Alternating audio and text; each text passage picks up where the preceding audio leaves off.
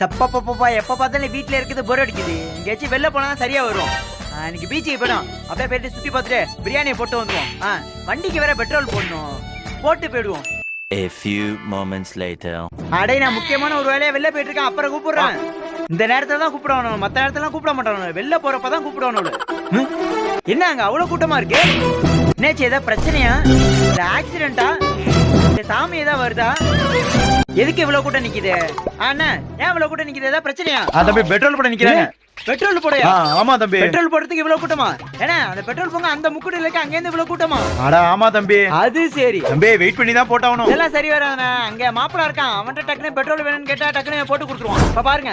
1 hour later. அண்ணா கொஞ்சம் தள்ளிங்க. உள்ள வரே 1 மணி நேரம் ஆயிட்டு. அடே மாப்பிள. என்னடா? டேய் பெட்ரோல் வேணும்டா. ஏய் பெட்ரோலே கம்மியா தான்டா இருக்கு. அர்ஜென்ட்டா வேணும்டா. ஒரு 100 ரூபாய்க்கு வேணா வாங்கிறியா? அவ்வளவுக்குலாம் வேணா 40 ரூபாய்க்கு போதும். இது என்ன இது?